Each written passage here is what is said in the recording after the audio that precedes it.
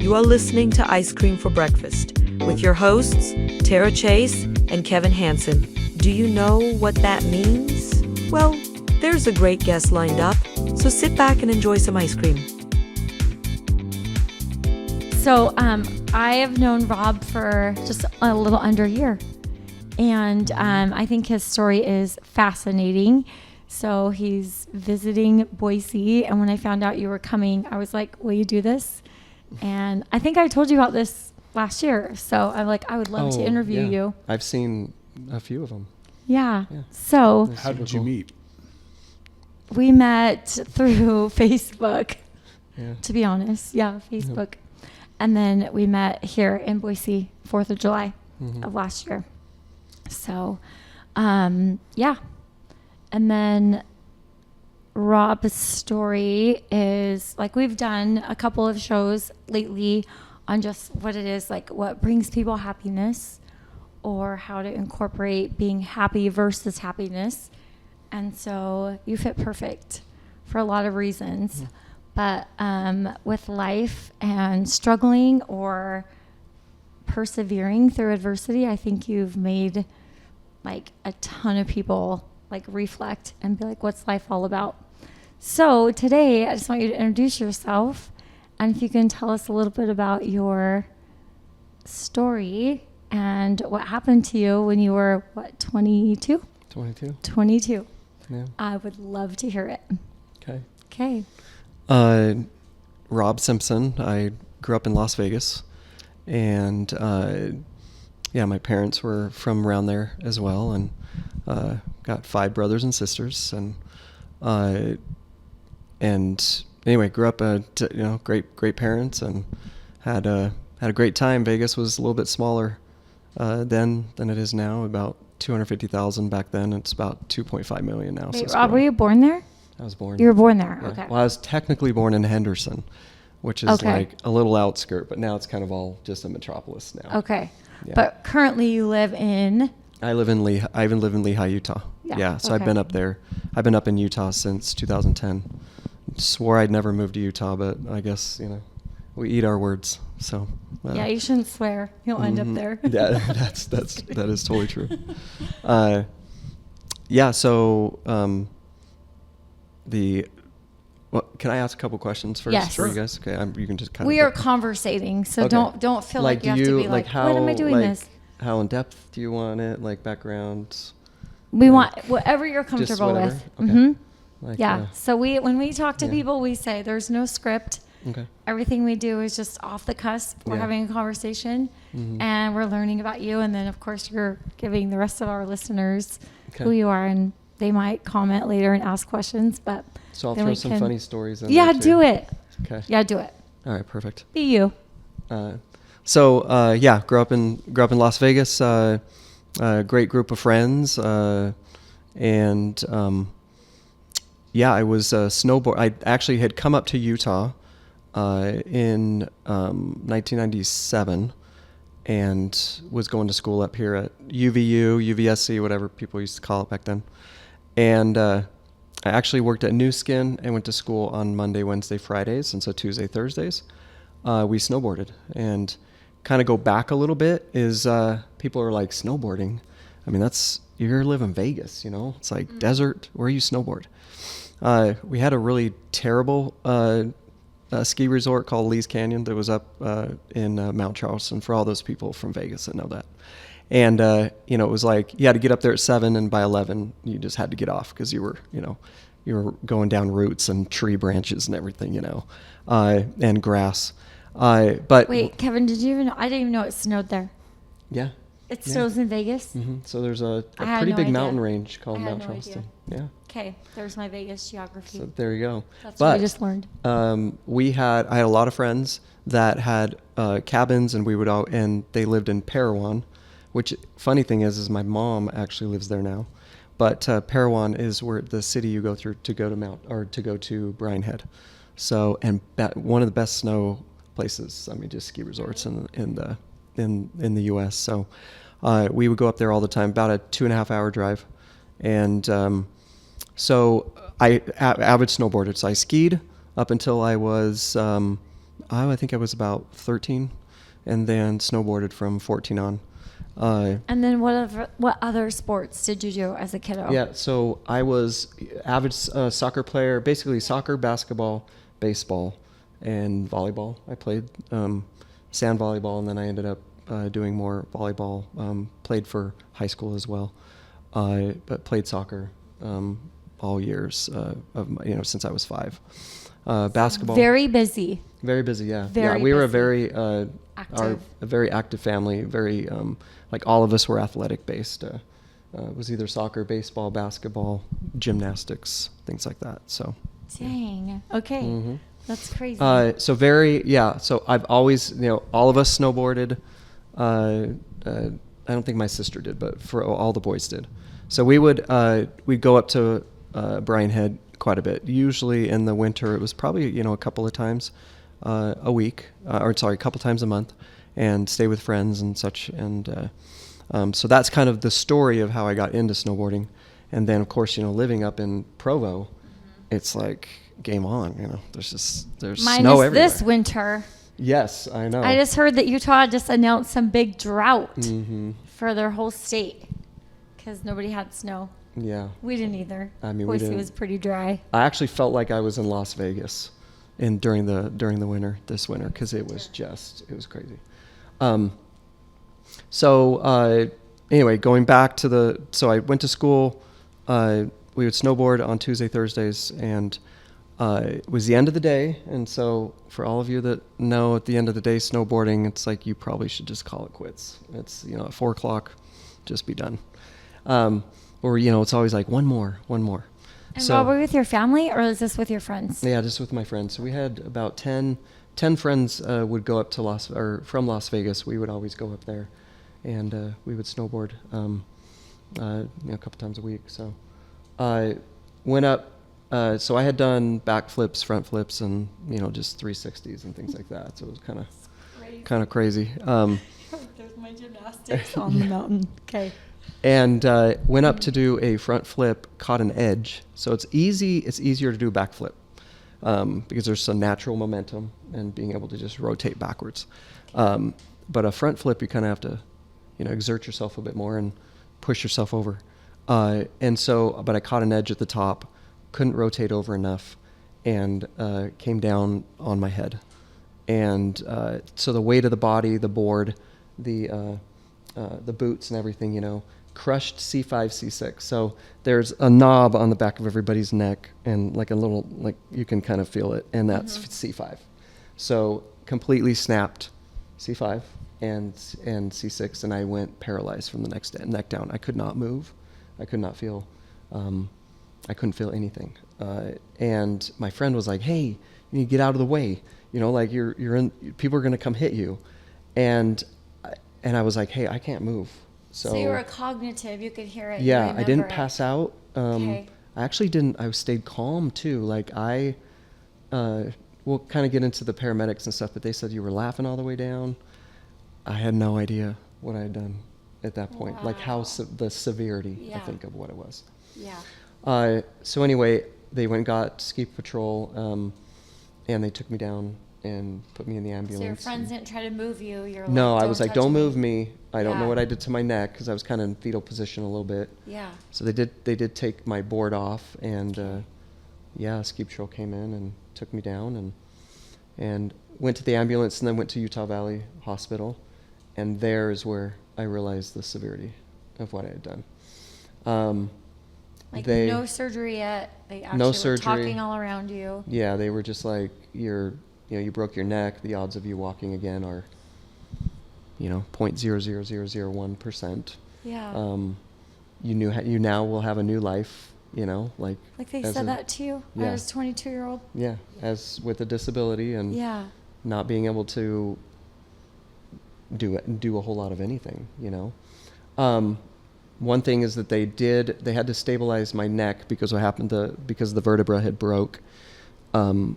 They drilled right into here. Oh, they drilled screws, right? Not drilled, but just like cranked it in, and they call it like a half halo. And so they had me on a, kind of just on the stretcher, and kind of my head's back. And To stabilize you. to stabilize me, but then Okay. they put 50 pounds. They What do you mean? they put that in, they put the half halo in, Okay. and screw it into your skull.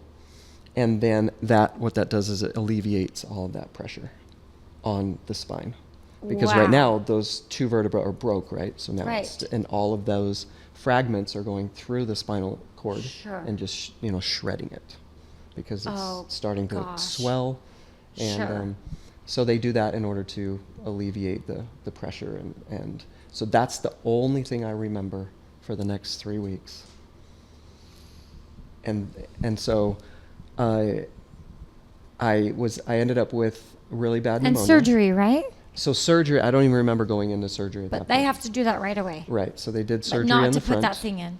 No. You're that awake was- for that. Yeah, I was awake for What? that. They just deadened Okay. the skin Okay. and put that in. So I do remember that. Okay. And then they went in and did a plate here to stabilize.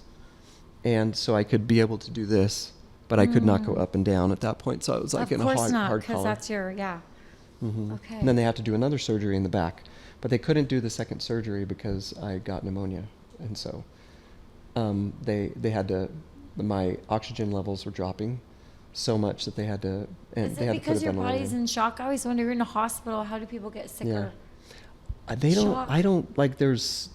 You're just immune system's down. Yeah, but I was also in wet clothes, so Oh, imagine being gosh, in wet no. clothes for They should have put you in dry however long. clothes. Yeah. Let's blame it So on or that. they just cut them off and put you in Yes. on a blanket or gurney. whatever. Yeah, but it was wet clothes, so they don't.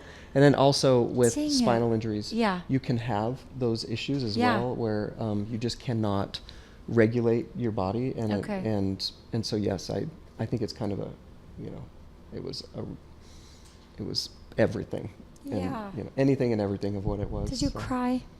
You know what? Are you At that point, bawling? I don't remember. I'm sure. Yeah. I might have, but so I ended up. They ended up putting a ventilator. So I was on a. Oh yeah, like I because was- of pneumonia. I was breathing. I couldn't breathe, Mm-hmm. and so for the next 2 weeks, I was I was like, hey, this is. I mean, I was not conscious. They had me drug-induced coma.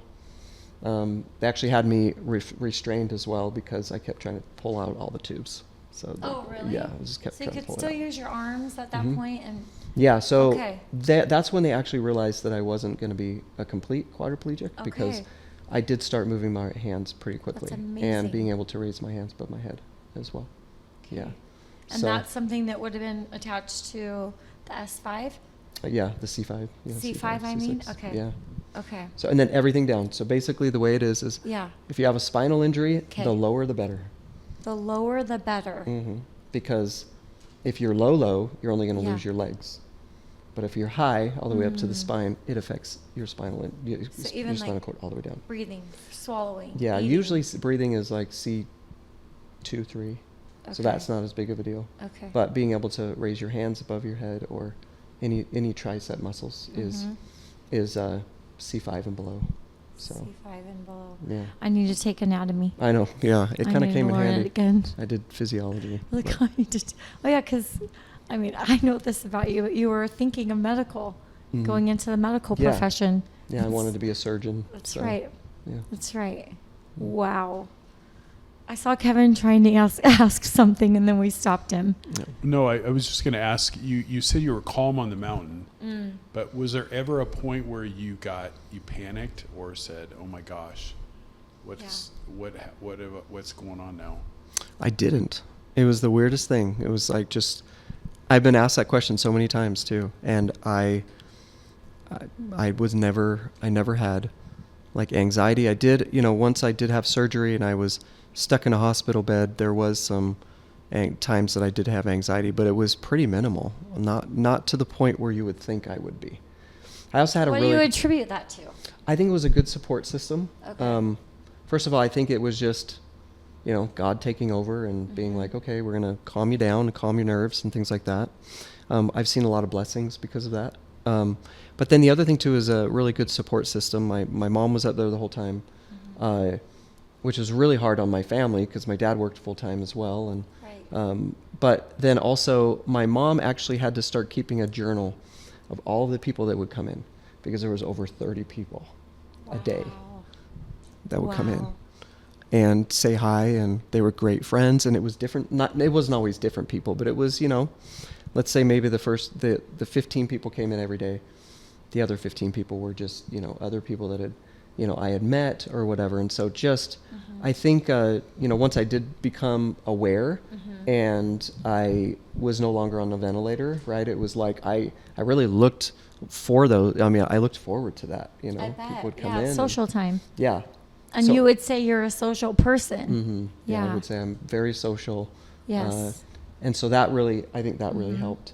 At that point, they told my parents, look, usually once you go on a ventilator, it's really hard to get off. And so they worked with the pneumonia, tried to get it down as much as possible, but it comes to the point where they're like, okay, you're either going to live on, artificially, This isn't because of pneumonia. This is like your condition. No, this was To breathe or not. the pneumonia, yeah.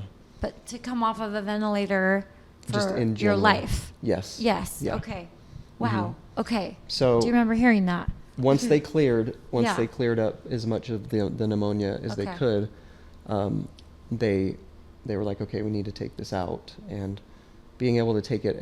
But the thing is taking it out, they want you to be at like a 93 oxygen saturation level or whatever, and so they took it out, and it was 2 days of pretty tough. It was Really? it was hit and miss. I mean, because I did not want to be trached. Then the only way, they can't get it back in quick enough, so they trach you. They put a trach, whatever that's called, and so they'll cut you open and put it there. But that's even more permanent than the ventilator. So I was like, no, I don't want that. You're like forcing your body to Yeah. heal. So I was like, they're like, well, if your saturation drops too much, you can't breathe, you're gonna die. And I was like, well, dying is better than being, on a trach. At 22 years old, you said that Yeah. to the medical staff and professionals. Yeah.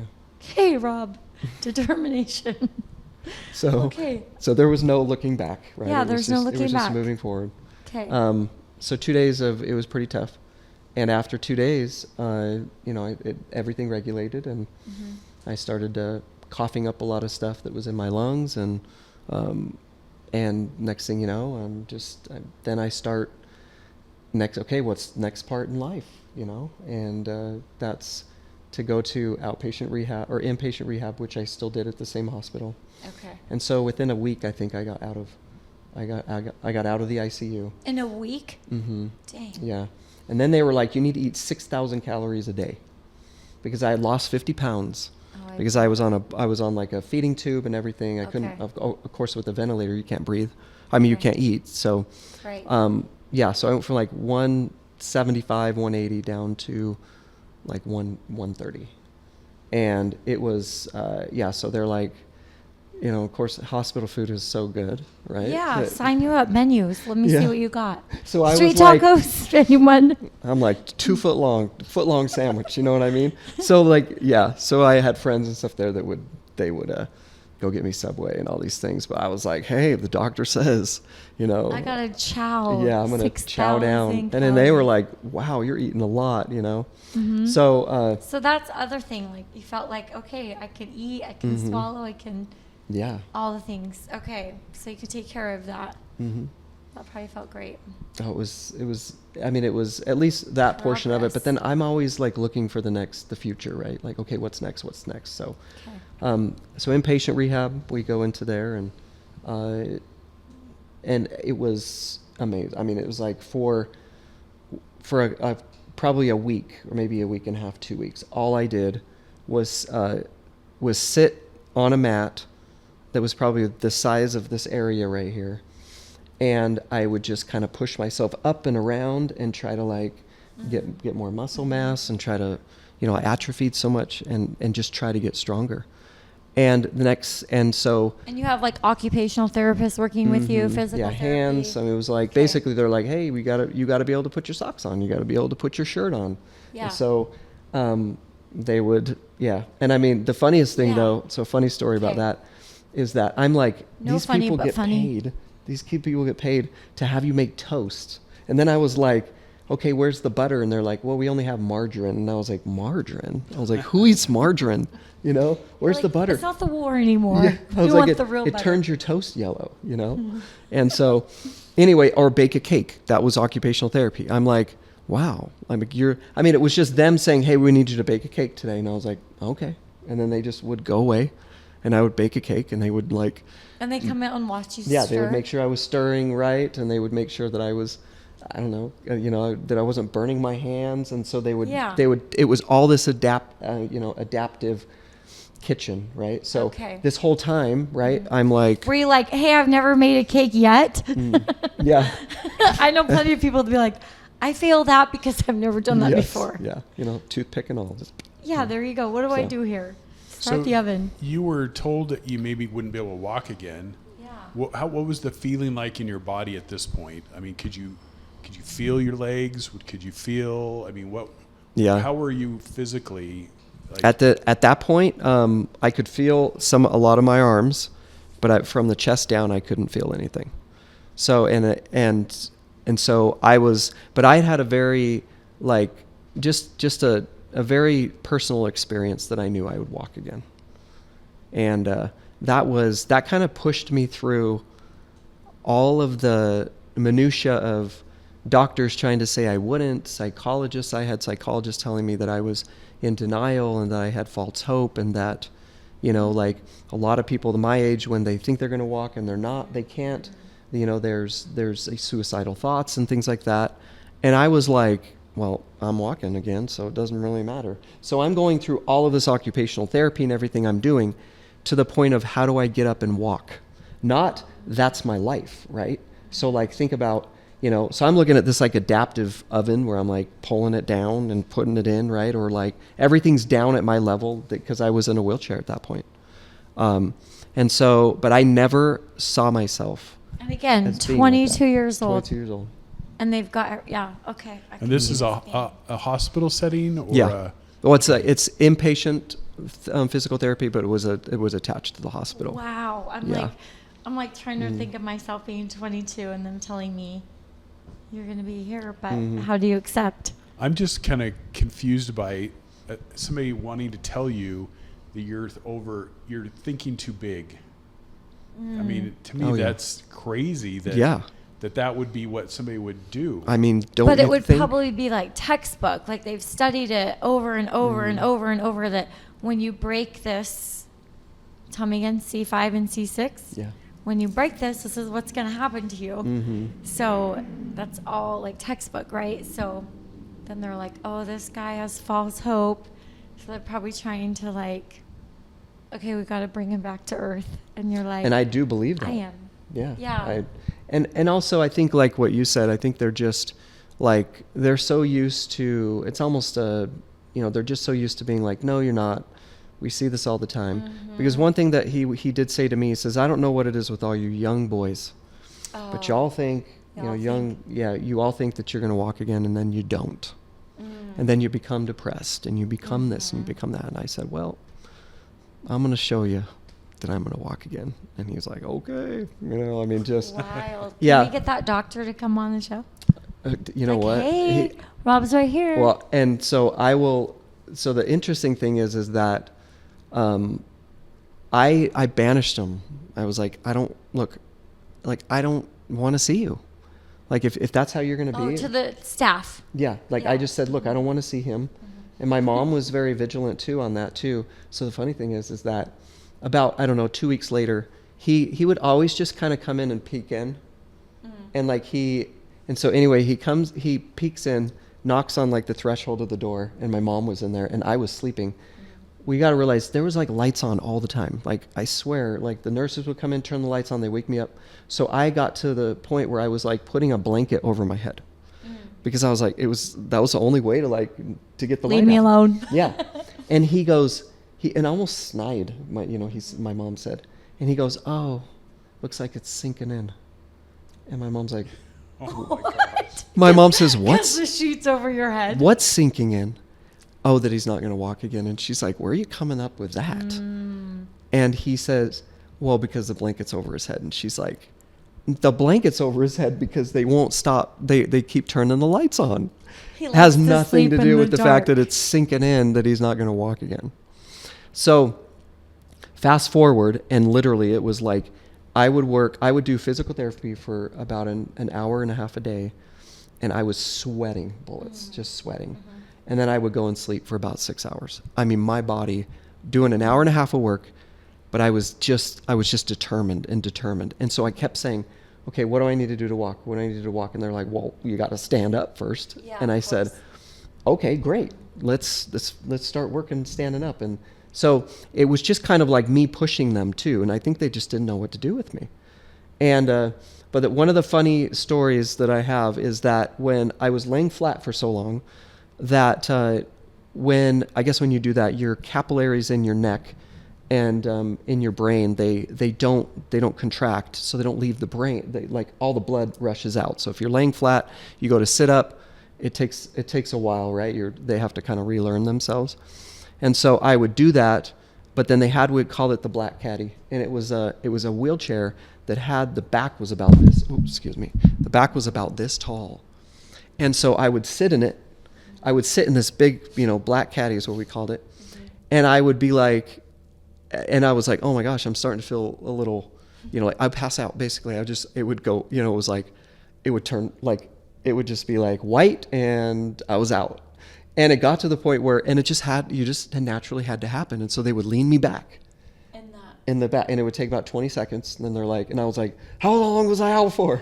And it happened over and over again until I finally got to the point that I wasn't passing out anymore. And that was just from the flat to sitting up, right? Wild. Yeah. But then... Is this thing out of your head now? Oh, yeah. That was only there temporarily until they did the first surgery. Okay. And then, yeah. So, yeah, I didn't have a halo, which most people do. They didn't have, where they can't move. They're like, they move their bodies like that. Right. I didn't have that in there. They just put hardware in there, and that was it. And go back just a little bit. They did surgery in the front. They had to wait until pneumonia went away, and then they ended up, once I was stable, they did the surgery in the back. And so I have 2 rods going down C4, 5, and 6 with screws in there. And I actually have a picture of it, so I'll send it to you. So if you wanted to put it in with everything. Yeah.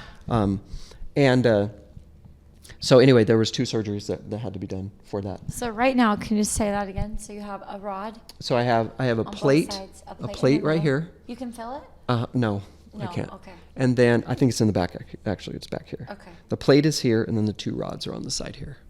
Yeah, probably this big. I don't know, maybe 2 inches, 2.5 inches. Yeah. So. And that's been in there since you were 22 years old. Yeah. I mean, you're only 24, but. Yeah.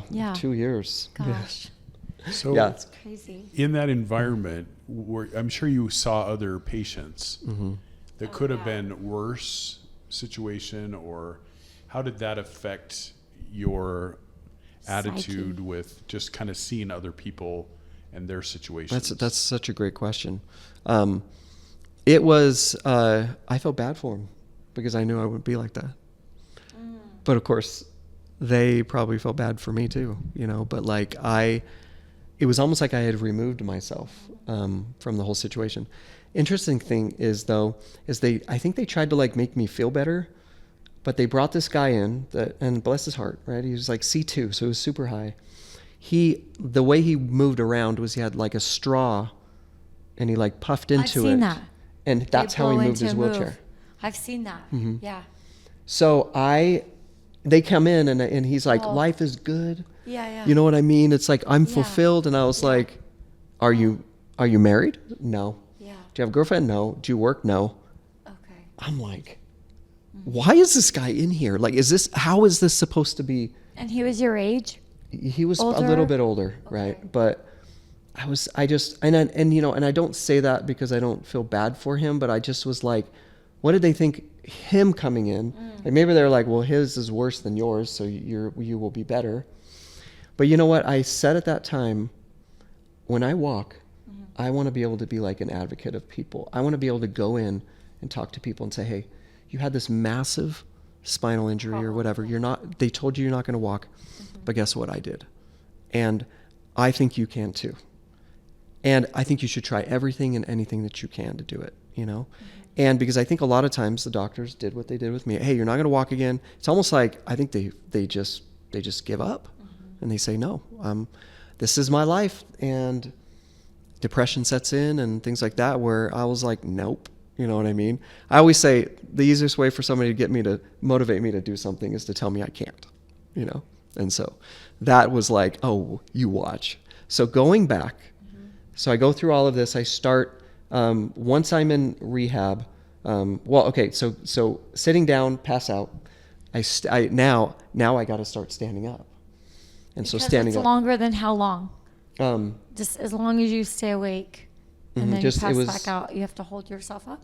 No, that was just like, as I sat up, I would pass out, like it was, I don't know how many times it was, 15, 20 times before it wouldn't happen that much anymore. Okay. But think about it, like, it's the same thing like when you get up out of bed in the middle of the night or something, and you're like, whoa, you feel a little dizzy.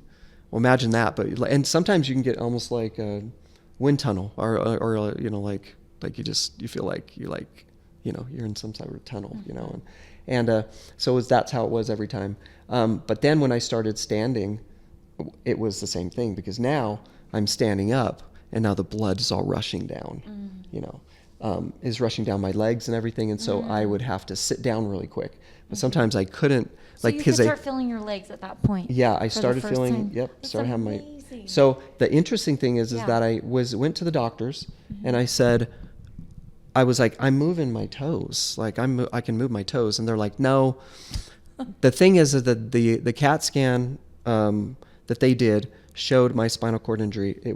My spinal cord was completely cut at a 45-degree angle. So what they said is they can see like the spinal cord is white, and it was consistently cut all the way through. There a lot of times, it won't be cut all the way through. So there's a complete and an incomplete. A complete is that it's cut all the way through, and it was moved over to the side a little bit. So it was like there's no way it was even attached. Incomplete means that it can still be attached, but maybe there's scratches on it. Maybe it's a little broke, and they just don't know what you'll get back. So mine was a complete. So you can imagine the doctor saying, you can't feel there's no way. Yeah. Like this is, okay, maybe you're spasming, maybe you're doing this. And I was like, no, I can move my pinky toe. And they're like, so anyway, they ended up coming down to the rehab center because they were, on their, I always call it, they were like up on the 5th floor, and so we were down on the 2nd or whatever. Okay. So they were in the high castle, and they had to come down and see it. Come see me. So yeah. I got some news. And I was like, see, and okay, do it again. Okay, move your pinky. And that literally, I think the doctors were like, there's no way. So anyway, I start moving my big toe, move your pinky toe, and they were like, whoa. On command. Yeah. That's awesome. And so that was within, a couple of months, about 45 days. They had to rewrite a new chapter in the book. Yeah. They were like, hey. Like actually C5 and C6 can move toes. So they went on and did an aggressive, like more aggressive physical therapy. I was able to do it more, and was able to start standing up, start walking on parallel bars. I mean, it was like very minimal. I mean, I would get from here to kind of where you are. And I mean, I was like, I was so tired. But we had to be in a standing frame first. And the standing frame would stand you up so that you could get used to putting more weight on your legs and that you wouldn't pass out, right? The thing is, though, is that so sometimes... like passing out, you just crumble and fall asleep? Yeah, so, well, they kind of had all these... It was like all these belts and everything on you. So if you did pass out, it took them a minute to kind of like get you off the standing frame. So they would try to put you down really quick, get you back. So the wheelchair was right behind it. Oh, okay. Put you back, take the straps off, and then lean you back. And then I was like, oh, whoa, but I think that happened maybe, 5 or 6 times. And then what would have happened if you didn't lean back? I don't get the leaning back part. The leaning, it was just getting to a flat surface, right? So that your blood could equalize. Okay. Yeah. Okay. To where, so that's the reason why they had to kind of, so, going back and sure. And so anyway, it was really interesting to have that. And then finally it didn't happen anymore. So, I mean, even now, every once in a while, I'll get up in the middle of the night or something and I'm just like, whoa, I had to sit down for just a second, but it very rarely happens. So, wow. So I went back to Vegas and lived with my parents for a bit. So that whole time, give me it starts in the winter Now it's when? Spring? So I ended up leaving, I think, the end of April. Wow. So this is January 15th of 1998 that it happened. Okay. So I'm dating myself, right? No, it's okay. We said 24. Yeah. We knew it was going to come out eventually. Mm-hmm. And then in April of 98, I was able to, I went home. And then I did inpatient therapy, or outpatient, sorry. And so I lived at home. In Vegas. Yeah, in Vegas. Went to, but I would do that for. And Robert, this time, sorry to interrupt. Are you in a wheelchair going home? Yeah, I was in a wheelchair. Okay. Like I couldn't walk at that point. I didn't have braces. But you just knew you could stand up and you had walked a little bit? Yeah, I walked a little bit. And I could move my legs. So that was a good sign. Okay. So going home, yeah, I would do therapy for a couple of hours a day. And then I would, I asked them if I could stay there and just do more therapy. Because I'm like stay at why the not? Center? Yeah. They didn't come to your house? You were out there? Yeah, I went to the center. Okay. And so for about another 2 hours, so I was there for about a 4-hour period. And I would and that's all I did. Pretty much that was my life. This is my fun. These people are you become your best friends. Yeah. Yeah. And so it got to the point where, I was, doing therapy for 4 hours. I would go home and sleep for quite a bit. And, eventually that regulates. I was still eating a lot as well because I was trying to get, my stamina and strength. And then I was burning so many calories as well. So that happened April. So then in June so April, May, June is when I was able to get up on a walker. So at that point I'm walking on the parallel bars, just little by little. So it was wheelchair here, walking on the parallel bars. Then I would sit down and I was exhausted. And then I got to the point where I could get on a walker, tennis balls and all, right? I mean, you think Jerry, it was geriatric right there, just, yeah. Pushing it, and racing them older people and. Were they with you? No, they weren't. But I could see you be like, "Hey, today's activity is finish to the wall." First believe me, I had so many people like, "Hey, I'll race you," and I was like, "Oh, I think you're gonna beat me," and the dude's 90. Yeah. I'll see you there. Yeah. Did you have a song or something that kind of was a motivating thing that you listened to quite a bit, if that makes sense? I'm thinking of I have the Rocky theme. Yeah. Oh, I thought you were going to be like AC/DC, Back in Black. Back in 1980. Yeah. Go 1998. No, not really. I'm a huge music fan. So, I always listen to CDs and things like that. But I wouldn't say I had a particular song that I would listen to at that point. Eye of the Tiger. But yeah. Yeah, but I can see, how that would be very motivating. Probably if it happened today, that would be a little bit different, you know what I mean? And or have a playlist of amazing songs or something like that. But no, I don't. I know I'm trying to think right now of, some songs that even come to mind that no, the determination I don't feel like came from music, but it was, I did love rocking out to music all the time as I was. But the motivation was the doctors and those people who doubted that you. The naysayers. To an extent, but my motivation was just that being in a wheelchair, not being able to raise your hands above your head and not walking was not in the cards for me. I could not envision myself living a life like that. And that was the motivation. I just could not. I was like, I would have preferred not to be here at that point. And I know that's probably dark and harsh, but the reality you're is 22 and you're like, this is what I did. And this is going to be totally different. Mm-hmm. And so physical therapy, I did that a ton. I'd work out there. I actually came back up to Utah Valley. Wow. When I was on braces. So I was on these these braces I actually got on, the forearm braces that I use.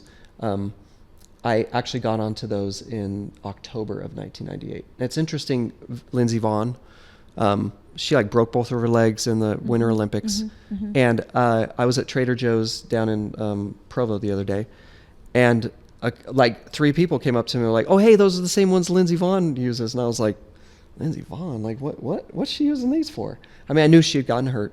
Yeah. So I looked online and she was using the same one. So it's awesome. very interesting. I've been told that like probably 50 times now. Like, oh yeah, those are the ones that Lindsey Vonn uses. So it's been interesting to see that where, you know, people, I think it becomes more common, recognized, you know, and recognized. Yeah. Like, Yeah. oh, you know, what happened, you know? And so, and then it's you know, I am a magnet for some reason. Like I get stopped all the time and people ask me questions and they tell me about their life. Yeah. And I don't know if I just have this like demeanor or a smile or whatever, but like I am constantly like, I mean, getting stopped everywhere. And I think a lot of that has to do with the fact that I believe in energy. I believe in, you know, positive energy and what that looks like. And the other thing too is that I don't, people have told me this, it's not like I'm, you know, saying this about myself, but like I don't give off the air of being disabled. Like that's what people will say. That is true.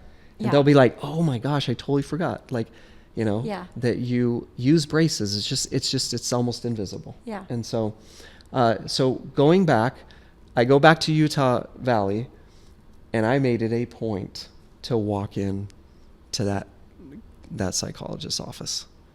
And I knocked on his threshold just like he did mine. And I said, you remember me?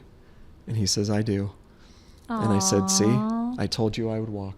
And there you were. And he says, good for you. And I said, next time you might want to give people a little bit of a break. And, you know, and he just goes, and he didn't say anything. Really? And you know what though? It was so refreshing. I bet for you. For me to be able to do that. Right. And not to give it to the man, you know what I mean? But just, you know what I mean? Give it to the man. But just to be like, hey, this is how you said I was going to be. And I am not like that, you know? That is so inspiring. Just that alone. Thank you for sharing that. And so it's just been experience after experience. The other thing too is like people say, how did you not get depressed? How did you not go through anxiety ridden, all of these things, right? And I said, because I saw incremental, I saw things progress so quickly. Like, oh, I can stand up now. Oh, I can take a step now. Oh, I can move my hip now. Oh, I can do this. And it was over and over and over and over and over again so quickly. I didn't have time to get depressed because I was like, oh, what can I do next? What can I do next? Got to the point where physical therapy, they said, okay, you're good. And I was like, I'm good? Like, I'm on braces, I can walk, but like it was even more robotic. And it was still, my lower back hurt and everything like that. And I was like, no, there's got to be more. And they're like, Rob, there's nothing else we can do for you. Like you've gone farther than most that have had your injury. So I found a guy named Keith Clevin. He was a sports medicine. And I went in there and I did Pilates. Okay, you want to know? I mean, Pilates is probably one of the hardest things I've ever done in my life. And the lady was just like, okay, neutral, you know, keep your shoulders neutral and keep your breath and all this stuff, right? And it was on the machines. That got me back to kind of where, you know, like the fine motor, like I had, you know, my legs back and I had this back, but little tiny hip flexors or adductors and abductors, things like that. I feel like she really helped me. That helped me do that. Plus they had other machines and things. Now, do you know who Rick Majerus is? Okay, Rick Majerus was the, and you'll have to correct me if I'm wrong, but so he was the basketball coach for University of Utah back in, was it 97, 98, maybe? During that same time? Yeah. During this time? Well, no, it was a couple of years later. Okay.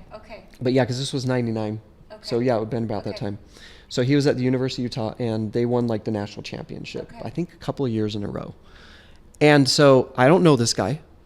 He's watching me because I would go every day. But at this point, I'm in school, and I'm also working part-time, and I'm going to school full-time. And I'm still doing it. This is March of 99. So 1 year later. Yep. And Gotcha. Okay. he pulls, and I tell this story to people and that knew him, or at least knew his persona, and like, they're like, wow, that is not something he would have normally said. Okay. So he came up to me and he says, I've been watching you for 5 days. And he said, he said, if my players worked as hard as you did, we would be national champions every year. Wow. Yeah. And So cool. other people saw it, you know, they Yeah. could see that Determined.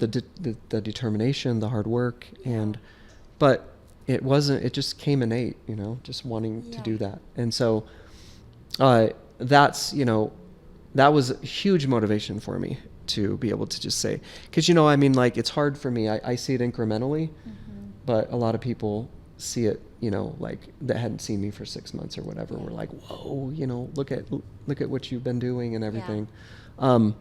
So at that point, I'm able to walk. I'm able to get around. I started driving. So I worked valet parking at the Luxor in Las Vegas for about a year and a half before, after I graduated from high school. And I remember driving cars that had hand controls, because I had to have hand control on my car to drive. And I was like, man, this must suck, you know? But the funny thing is that I knew how to drive them. That's crazy. And so when I actually, you know, got the hand controls on, and I could use my foot for the gas, but I had to use the hand control, so push it in for the brake. Yeah. And the reason is because I just didn't have the reaction time from, you know, and I could drive with 2 feet, but it's dangerous to drive with 2 feet, and it was uncomfortable. So, anyway, I remember getting that on, and I was like, you know, telling my mom, I was like, man, I'm gonna end up like in St. George or something, you know, because I hadn't driven since I got hurt. Yeah. And it was just like, it was another part of my freedom. Yeah. And By the way, I just want everyone to know that I have driven Rob's car with the hand control, and it freaked me out. I was like, should I go? Should I stop? And mind you, it was a parking lot, but hey, I did try it. Yeah. Yeah. Well, the nice thing is with hand controls usually is that you can drive it normally with your normal feet, right? But yeah, Tara did want to know how I did want to know how to drive it, so I tried. It was like, you know. Okay. We don't need to show the action, but I'm sure I did. It's like, stop it. I remember. Yeah. Yeah. I think it was the high school that you actually taught at too. Yeah. Wasn't that where it was? It was. Mm-hmm. Yeah. Yeah, it was fun. So there you go. I drove it in a parking lot for safety reasons. But another couple of other funny stories, and you can let me know too if I need to stop. But No, keep going. A couple of other funny stories is that I'm with my brother. We're at my aunt's house, and I loved swimming, and it was just so refreshing. Go in there, and you know, it was kind of just, you're just weightless, right? And so it would take some of the pain off, and you're in the sun. I love the sun, being in there. And you know, I'm like, told my brother, I was like, hey, he's like, Rob, how are we gonna get you in? I was like, I don't know, just put me in the wheelchair. This was probably in May and put me in the wheelchair, just put me to the side and just, you know, dump me in. And he's like, no, you might drown. And I'm like, well, jump in then, you know, like jump in and save me if I drown, but I don't think I'll drown. Maybe you should put 2 people in the water and have one person lift you Yes. out. Okay. So anyway, he did that, and of course I lived, and you know, and it was very easy to get out. Could you swim? Mm-hmm. Like you could swim? I mean, it was, you know, I was buoyant, and you know, Yeah. I could kick my legs a little bit, and I could keep myself buoyant. It's not like I would float. You were probably so happy. That was so nice. So happy. Yeah. And I mean, I had done swimming before, you know, like in the pool, and they put you in this chair, and they had to come over and everything, and so. But you know, I mean, it's just, I was just like, just plop me in. That's just going to be the easiest way to do that. So with a life jacket, maybe. Yeah. I mean, the pool was, you know, 10, I'm giving you 10 feet, it maybe. Doesn't matter. Yeah. Unless you're 11 feet tall.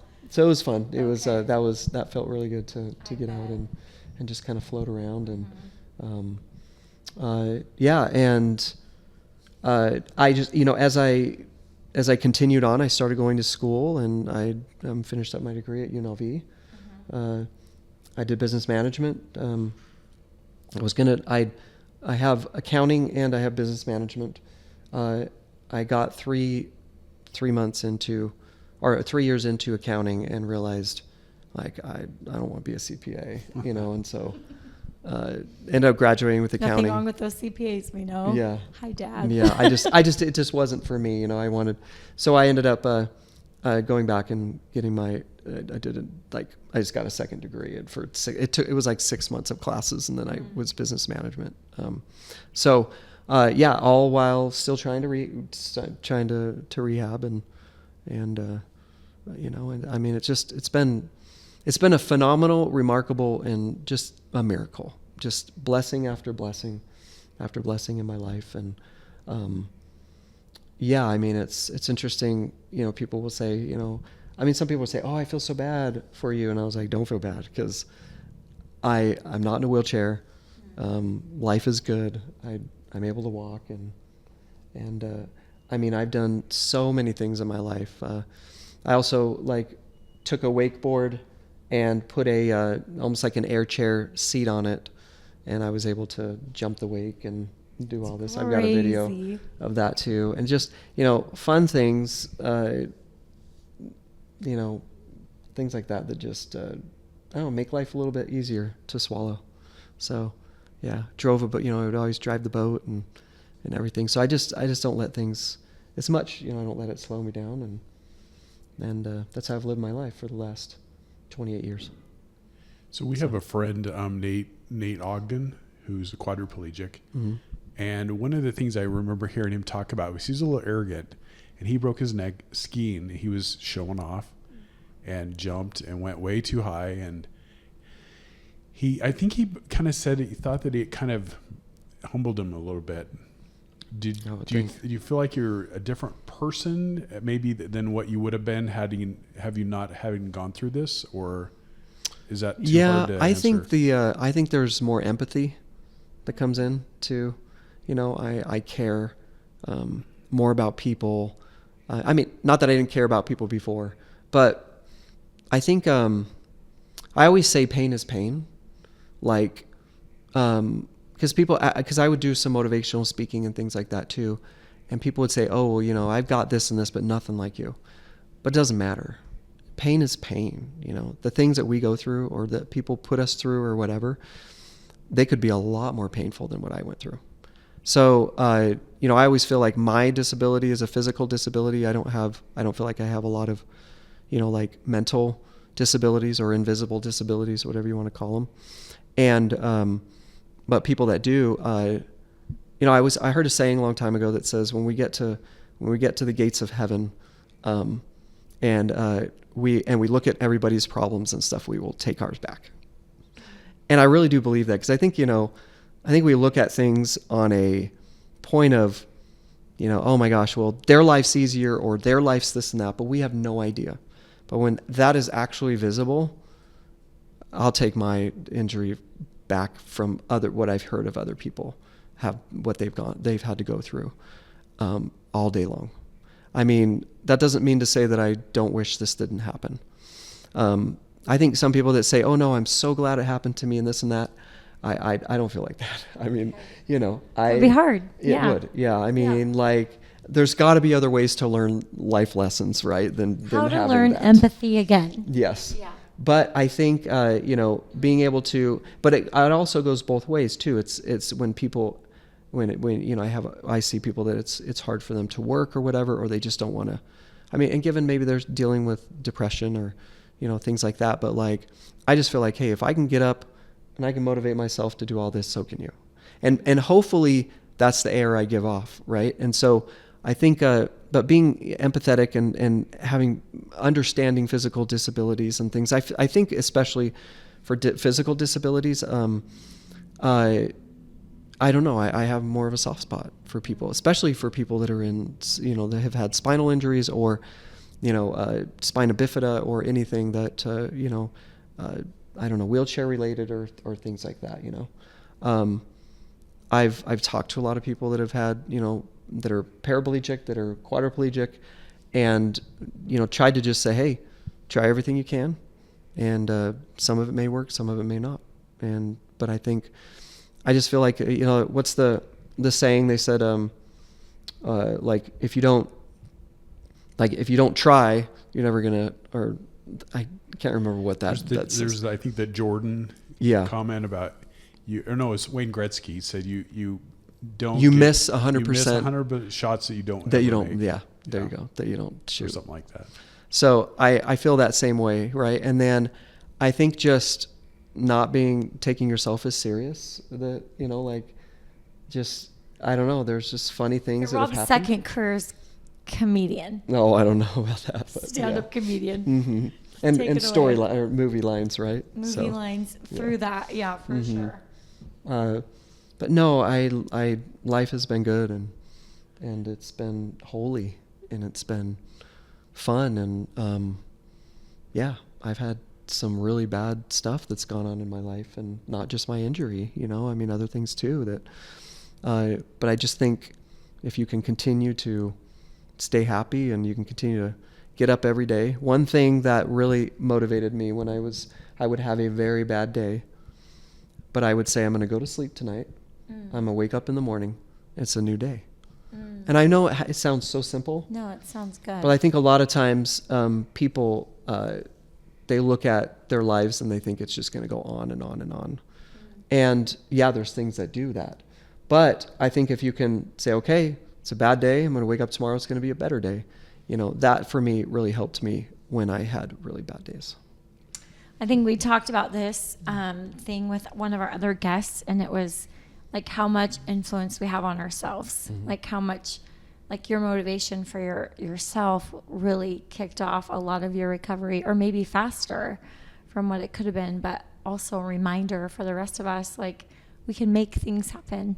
We can create that space. We can create what we're meant to do and meant to find.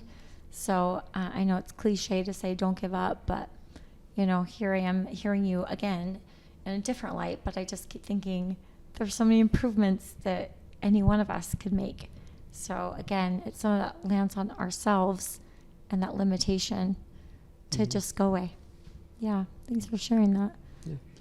Question, my kind of last question I was thinking of is, have you had an experience where you've maybe spoke to a group and had somebody come up to you after and said, I've been at this place for a long time and you've given me the strength to go to this place? How does that, how does that feel? It feels amazing. You know, I think that's, and what's interesting is like a lot of them were like youth groups, but then I started speaking to some, you know, adult groups as well. But a lot of times when I was speaking to the youth groups, the adults were the ones that came to, and were like, wow, this is like, I mean, I needed this. I hear that all the time. I needed this. I needed to hear this. And guess what? I needed this. Yeah. I needed to hear this. So I'll repeat. So I just think that, you know, it's, we all love motivational stories, I feel like, you know, I mean, we love movies that are motivational. We love the, you know, be able to see somebody, you know, get ahead and things. And so there's been so many times where people have said, yes, thank you for sharing your story. And really it's just heartfelt. Like I don't have, like, it's just, it is, I am who I am. Like I can't change it. You know, I wish I could. I wish I could run and jump and, you know, do sports and do the, you know, play basketball and all these things, but unfortunately I can't. And that's a part of me that I had to grieve too. And I think that grieving process was very hard for me, but it was also necessary for me to get where I'm at today. So to be able to kind of help people through their journeys and them to understand that, yeah, life can be pretty crappy sometimes, but yeah. And there is, one last question for me, because people are going to ask, so you were talking about the one guy who said, or you said, you know, is he married? Does he have a girlfriend? Does he have a job? And Tara said you have kids. So you've gone on to have a fairly normal life. Yeah. So I think people are probably going to ask that question is, yeah. So what happened after? Like, yep. So I was, kids. So I married. I'm married. I was married. I'm not now, but for 25 years. And for the first 10 years, we didn't have kids.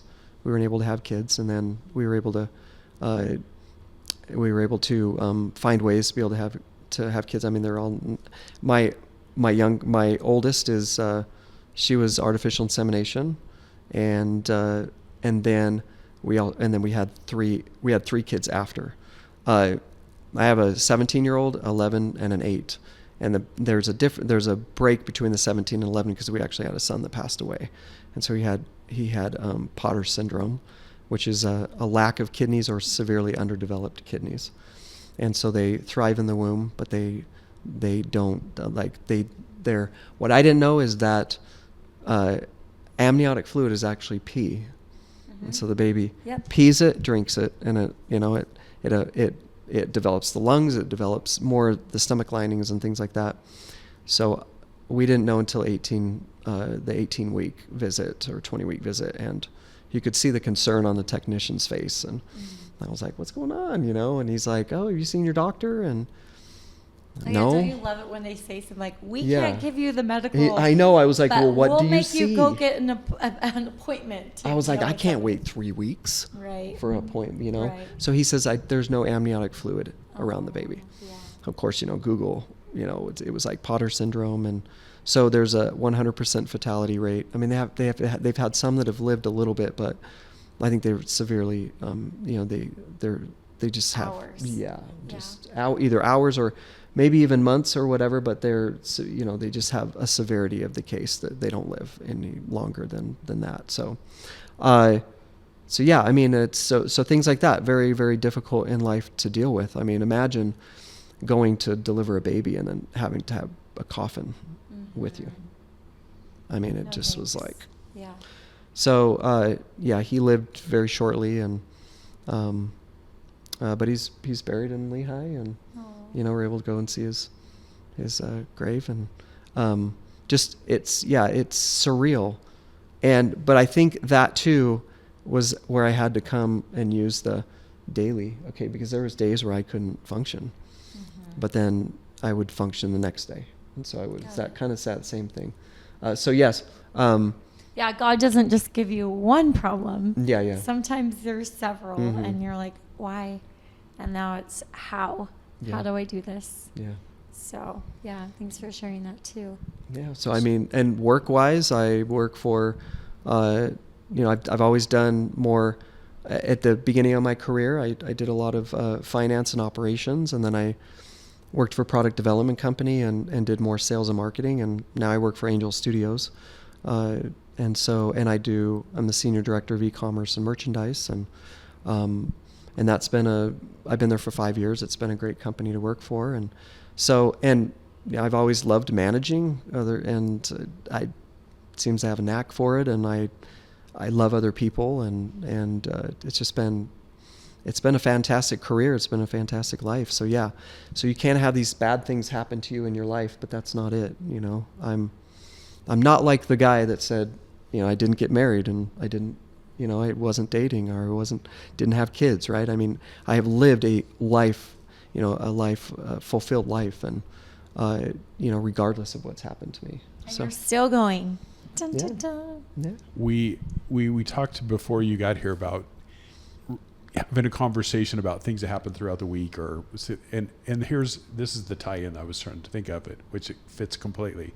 So we had one of our first guests, Kim Haskell, who's a filmmaker and had cystic fibrosis. And I think his lung capacity was about 30% or somewhere, and they found a new drug, and it's now, he's like 80% something. Anyway, he and his wife do travel videos, and they're just launching to go be streamed through Angel Studios. Oh, okay. Just like last week within the last week or two. So there's the full circle. There's the tie. There it is. Awesome. There's the full circle. Yeah. Very good. Well, go ahead. One last. Sorry, I keep saying one last. Are you still improving physically? I mean, are you to a place where maybe you've got, you're about where you're going to be, or do you find yourself still getting better or feeling different things kind of changing? Or I feel like once I hit I would say mid 40s. It was more of a plateau. We're all like that. Yeah, exactly. But real life. But the thing is that I've noticed that changes in diet, changes in of course sleep and other things, exercise and all that kind of stuff has really helped me almost springboard even more. So where before it was just kind of plateaued, and then is this where I'm going to be for the rest of my life, right? I guess my point right now is that I just want to maintain what I have. I mean, I don't think I'm going to get a whole lot more, right? I'm not saying that I can't, but that the goal right now is to keep my activity rate up, to still continue to do what I'm doing, to continue to enjoy life. I mean, I guess for me, the goal is to not be in a wheelchair when I'm 80, right? That's awesome. The goal is and that should be our goal too. That's my goal too. Yeah. And we didn't have an accident. Yeah. But awesome. I actually feel like I'm more healthy as a almost 51-year-old than I was in my early 40s, just because of different things that I've done, and different work, and and mental health and things like that too. Mm-hmm. And so I mean, I think maybe on a physical level, I'm okay maintaining, but like being able to increase mental capacity and work wise and things like that, I do feel I'm consistently trying to do better at that. Sure. Yeah. We all are. Yeah. Rob, you're amazing. I'm so glad you came. Thanks so much for sharing. Yeah, it was great listening to you. No, thank you for having me.